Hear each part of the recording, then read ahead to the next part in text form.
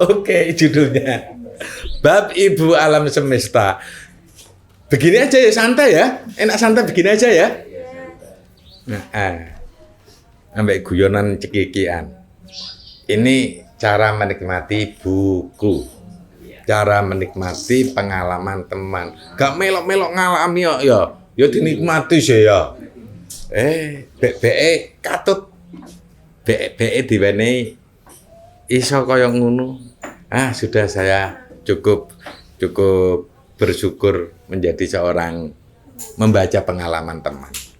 Ya, punya tugas sendiri-sendiri. Ya, sesuai dengan porsinya. Nek bagian babu moco kan ya dilakoni kan babu moco pengalaman teman. Kronologi. Bapak Ibu Alam Semestanya ada. Bagi teman-teman yang sudah pernah kenal bias itu Bapak Ibu Alam Semesta. Ini ada bukunya seperti ini.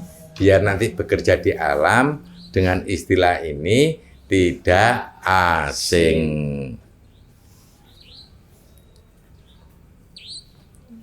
Saya baca kronologinya. Berarti ini teman saya, bukan saya. Saya berada di Sab 7. Terlihat kursi KL diduduki oleh Yang Maha Pencipta. Berarti teman saya ini hebat ini ya. Ketemu aneka Tuhan. Salah satunya ini, Maha Pencipta. KL yang lain sedang sibuk. Kita tahu bahwa sebutan KL ini hanya untuk untuk nyaman aja dalam satu komunikasi. KL yang lain sedang sibuk menerima kedatangan jiwa pemimpin di seluruh alam semesta. Berarti waktu itu KL sibuk menghadapi jiwa-jiwa pemimpin seluruh alam semesta. Berarti waktu mencari tulisan-tulisan ini, berarti waktu itu KL Tuhan lagi menemui jiwa-jiwa pemimpin di alam semesta. Sedangkan Yang Maha Pencipta tidak kedatangan umat saat itu. Cuma Yang Maha Pencipta tidak kedatangan umat. Kan Maha Pencipta cuma menciptakan aja. Setelah itu mereka punya bapaknya masing-masing. Apakah Maha Mulia? Apakah Maha Mendengar? Apakah Maha Melihat? Apakah Maha Pemberi Petunjuk? Nah, itu semua pada sibuk. Cuma Maha Pencipta aja pada waktu itu yang tidak sibuk.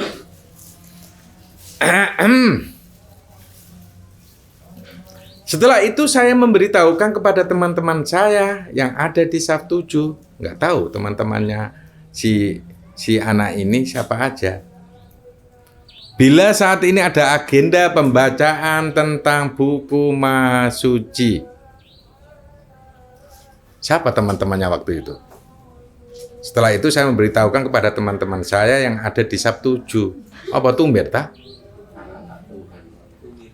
Tumir, ya. Bila saat ini ada agenda pembacaan tentang buku Maha Suci, tentang Ibu Sedunia. Nah, begitu. Ini teman saya menceritakan kronologi buku itu ya, sebelum dibaca. Akhirnya Yang Maha Suci berganti posisi dengan Yang Maha Pencipta. Dan Yang Maha Pencipta menggantikan posisi Yang Maha Suci untuk menghadapi hamba-hambanya. Jadi Maha Suci waktu itu juga menghadapi umat-umatnya yang jiwa-jiwa pemimpin itu. Akhirnya posisi itu digantikan oleh Maha Pencipta. Karena ada teman saya mau membaca bukunya Maha Suci. Makanya Maha Pencipta menggantikan posisinya Maha Suci. Bukunya sudah ada di depan Yang Maha Suci, diletakkan di atas meja, plek. Tapi nggak ada tulisan plek di sini ya. Iya. Dan saya memposisikan diri untuk mendekat dengan Yang Maha Suci. Teman saya itik memposisikan diri ya untuk dekat dengan Maha Suci. Berarti teman saya ini ya kenal juga sama Maha Suci. Malah duduk berdekatan berarti ya. Dan saya memposisikan diri untuk mendekat dengan yang Maha Suci. Kemudian saya dipersilakan duduk di kursi KL dan bersebelahan dengan yang Maha Suci. Loh, dipersilakan duduk, berarti duduk berdempetan. Wow, keren kayaknya ya, bisa duduk berdempetan dengan Maha Suci. Ini kalian bisa lakukan. Akrab aja dengan Maha Suci atau kalian mendapatkan tugas untuk menurunkan buku. Mungkin kalian juga bisa akrab juga. Di buku tersebut yang Maha Suci menyampaikan. Di buku tersebut yang Maha Suci menyampaikan. Ini bahasanya Maha Suci. Ini juga termasuk Tuhan masih berkata-kata, tidak hanya 30 juz. Kan ada satu istilah tadi, ya. Itu petikan-petikan kata-kata saya. Mbok. Wes, garano sirot munyeng. Al-Quran itu petikan-petikan kata-kata Tuhan, cuplikan-cuplikan kata-kata Tuhan. Nah, ini salah satu cuplikannya.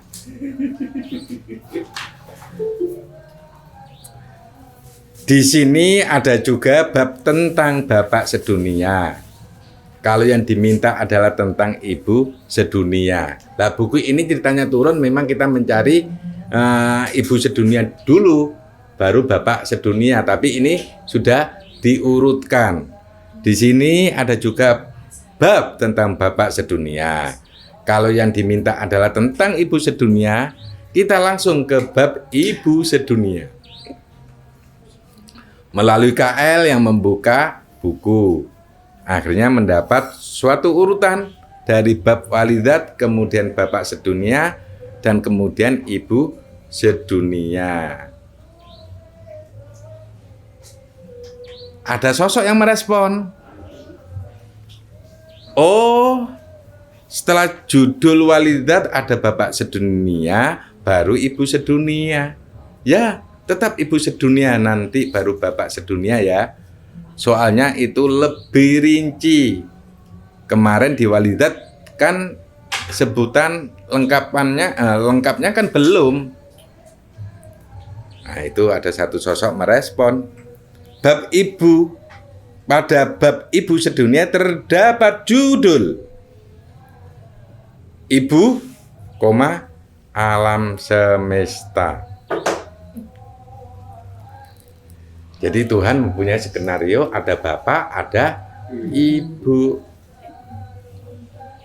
Kayak pelajaran orang Kristen aja ya. Bunda Maria, Bapak Allah,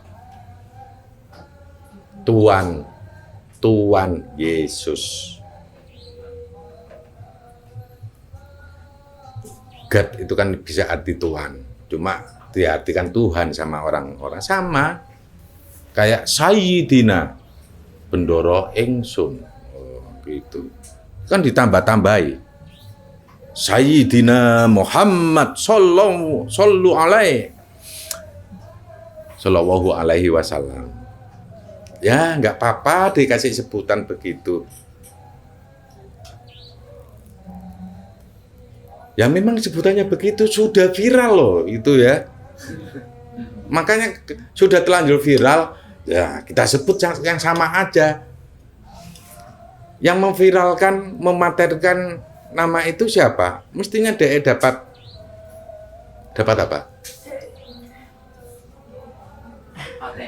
Hak paten tadi itu. Siapa yang menyebutkan sallallahu alaihi wasallam, itu pertama kali saya sebutkan. Kalau kalian menyebutkan itu, maka mendapatkan royalti. Ngapain ngomong-ngomong seperti itu ya? Ya. Iya. Kenapa hari ini saya suka belakrak ngalor ngidul ya? Oh, biar jelas ya. Oke, Ibu. alam semesta. Ibu adalah sandingan Bapak. Ibu mengayomi Bapak. Setiap Bapak memberikan arahan pada Ibu. Arahan ojo banyak ngomel ya. Makanya Ibu adalah sandingan Bapak. Ibu mengayomi Bapak. Misalkan kalian menjadi ibu ya, ngedem bapak yang suka ngomel. Nek bapak iku enggak gelem ngrungokno omongane ibu. Mungkin ini ya konsepnya, setiap bapak memberikan arahan pada ibu, tidak menekan pada ibu, tidak membuat ibu loro batin. Begitu. Cerita seperti ini mengandung pemahaman bahwa di sini Tuhan tidak membedakan ciptaannya. Malah eling konsep apa itu? Keberhasilan seorang bapak itu karena ada orang di belakangnya. Siapa? Ibu. Cerita seperti ini mengandung pemahaman bahwa di sini Tuhan tidak membedakan ciptaannya. Walaupun ciptaan-ciptaan itu berbeda jenis, berbeda fungsi, berbeda sikap dan cara pengarahan. Ya ternyata setiap ciptaan itu memang jenisnya berbeda, fungsinya juga berbeda. Makanya ada tumbuhan fungsinya, ada yang bisa dimakan, ada yang tidak, yang beracun. Hanya bisa mengobati. Sekarang ada ciptaan baru, corona. Nah itu kan termasuk mempunyai fungsi yang berbeda. Apakah corona ini sebagian seleksi dari penduduk bumi? Saya juga nggak tahu, boleh jadi iya. Berbeda sikap, nah, berbeda sikap ya sikapnya memang beda-beda.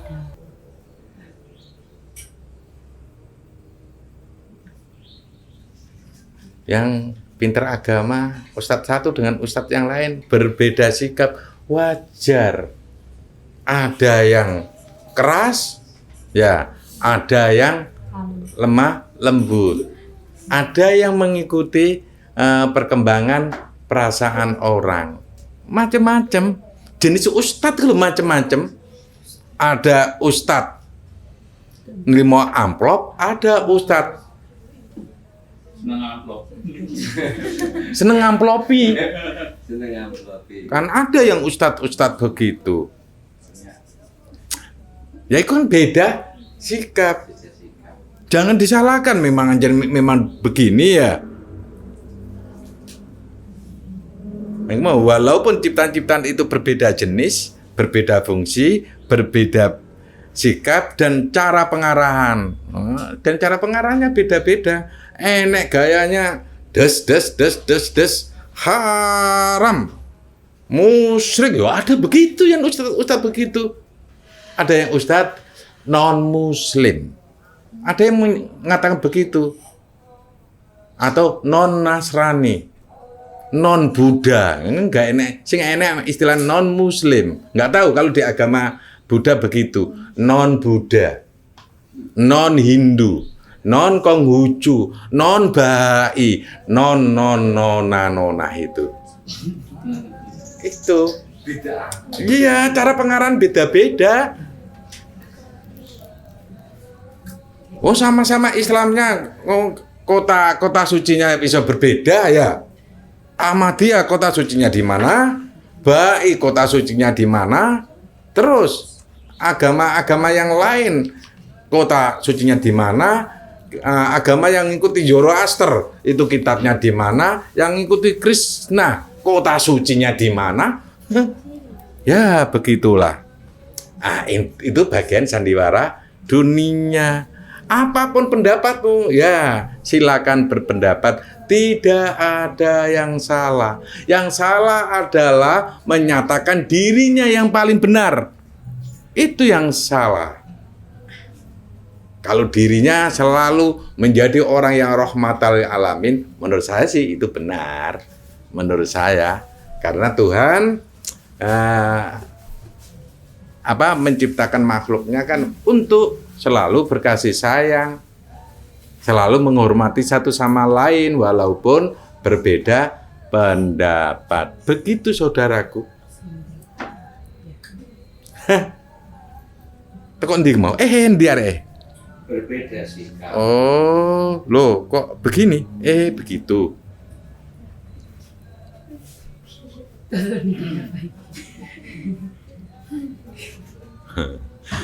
Adapun hal ini harusnya menjadi pemersatu bagi terwujudnya konsep-konsep yang lain.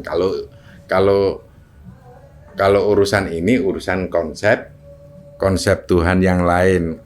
Adanya Bapa ini kan juga menjadi pemersatu juga dengan konsep-konsep yang lain. Adapun hal ini harusnya menjadi pemersatu bagi terwujudnya konsep-konsep yang lain. Sebab perbedaan itu adalah rahmat. Lho padha ambek anane ajaran agama. Sebab perbedaan itu adalah rahmat. Ketepaan padha, enak nek gak padha, ayem rasane. Nek gak padha ku rasane kemerungsung. Nah iki padha. Sebab perbedaan itu adalah rahmat. Dengan perbedaan membuat ilmu Tuhan lebih banyak. Dan lebih memberikan banyak pemahaman. Makanya perlu ada ikhtilaful ulama'i rahmatun. Perlu. Karena itu bisa membuat kita banyak pemahaman. Jadi dengan perbedaan membuat ilmu Tuhan lebih banyak, jadi pemahaman dan lebih memberikan banyak pemahaman. Makanya ada perbedaan diterima. Maka kalau diterima kamu mudah untuk mendapatkan aneka ilmu Tuhan dan pemahamanmu tidak citek. Pemahamanmu tidak dangkal. Orang yang sudah menyalahkan orang lain berarti orang itu pemahamannya masih dangkal. Berarti pintu hidayahnya untuk orang itu ditutup. Jangan pernah menyalahkan. Kalau begitu-begitu juga ciptaan Tuhan loh. Siapa yang kamu hina? Siapa yang kamu caci maki? Itu juga ciptaan Tuhan juga. Nek ngenyek ciptaan berarti kamu ngenyek Maha Pencipta. Begitu saudaraku yang ada di sana. Ya, selalu berbijaksanalah untuk memahami sesuatu. Jangan menjadi keras. Nabi Muhammad pernah keras untuk mengatakan sesuatu, tapi ditegur oleh Allah. Begitu ceritanya. Kok non ceritanya saya juga nggak tahu. Kenal aja Muhammad enggak?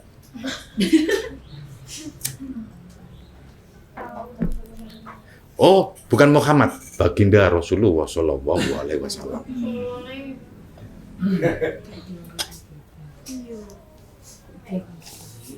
Tapi Tuhan yang kalau nyeluk Muhammad apa?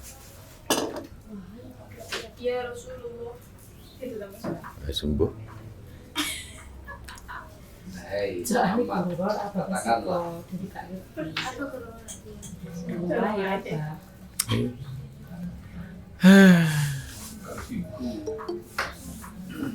Oke, saya teruskan satu hal ini saya potong ya. Sebab perbedaan itu adalah rahmat. Dengan perbedaan membuat ilmu Tuhan lebih banyak dan lebih memberikan banyak pemahaman.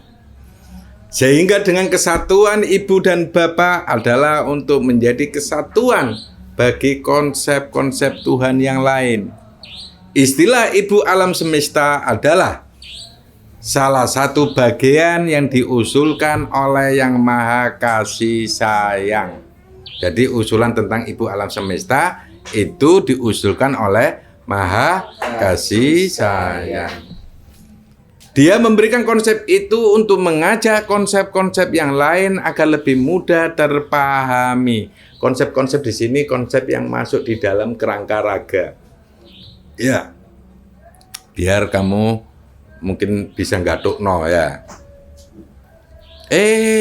Apaan ini? Istilah ibu alam semesta adalah salah satu bagian yang diusulkan oleh Yang Maha Kasih Sayang. Dia memberikan konsep itu untuk mengajak konsep-konsep yang lain agar lebih mudah terpahami. Saat itu Yang Maha Kasih Sayang merupakan Tuhan yang mempunyai usulan hampir terakhir untuk merancang raga itulah ya. Iya. Padahal rencana-rencana Tuhan yang lain sudah mulai diaplikasikan kepada raga. Jadi lucu ya, Tuhan membuat satu konsep ditaruh di satu kerangka raga. Kayak gawe robot aja. Oh dikasih ini. Oh kok bisa begini, bisa begini. Itulah Tuhan membuat kreasinya di akhir zaman. Yang Maha Kasih Sayang baru memunculkan konsep ibu alam semesta. Jadi baru terakhir baru mengusulkan mesti ada ibu alam semesta ini. Kalau semuanya masuk di situ gimana? Begitu punya usulan tersendiri. Mengapa demikian? Ibu juga akan mendampingi seluruh anak-anak Tuhan yang bekerja untuk alam semesta. Dalam konsep Tuhan Maha Kasih Sayang, rancangan ibu ini bukanlah sebagai pasangan bapak. Dalam konsep Tuhan Maha Kasih Sayang, rancangan ibu ini bukanlah sebagai pasangan bapak. Tetapi ibu juga menjadi alat Tuhan untuk memperbaiki alam. Tetapi ibu juga menjadi alat Tuhan untuk memperbaiki alam. Jadi kalau di depan istilah bapak aja ada powernya, mungkin juga ada istilah ibu juga mengandung power.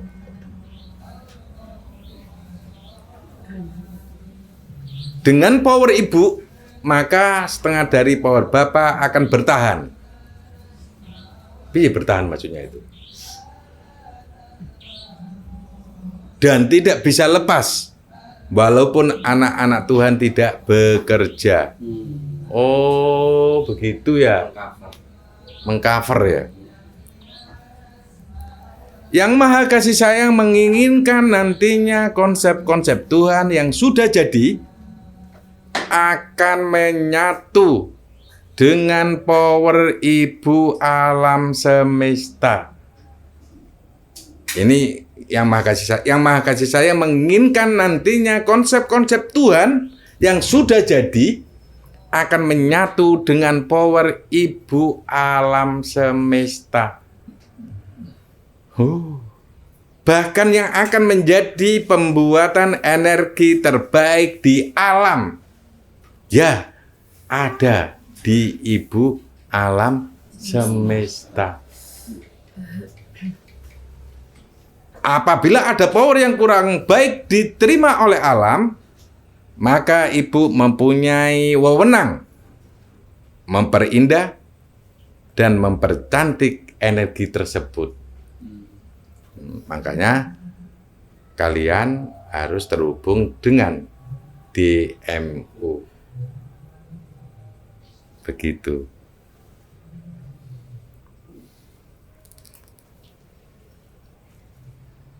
Sehingga yang nampak kurang baik bisa terlihat menjadi baik karena power ibu tersebut. Yang Maha Kasih Sayang melihat dirinya juga ingin menyayangi seluruh umatnya.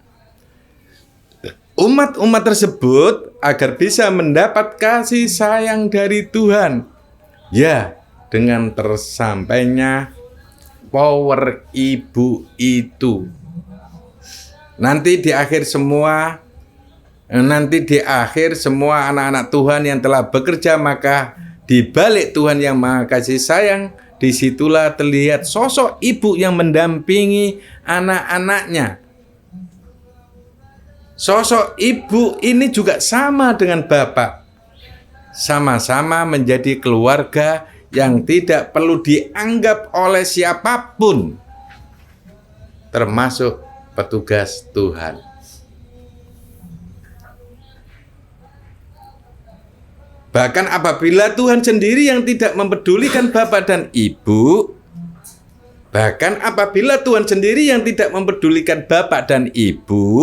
memang itu sudah rencananya. Wow, kamu kalau menemukan satu pasangan ini, mungkin dianggap keluarga yang aneh kali ya. Ya.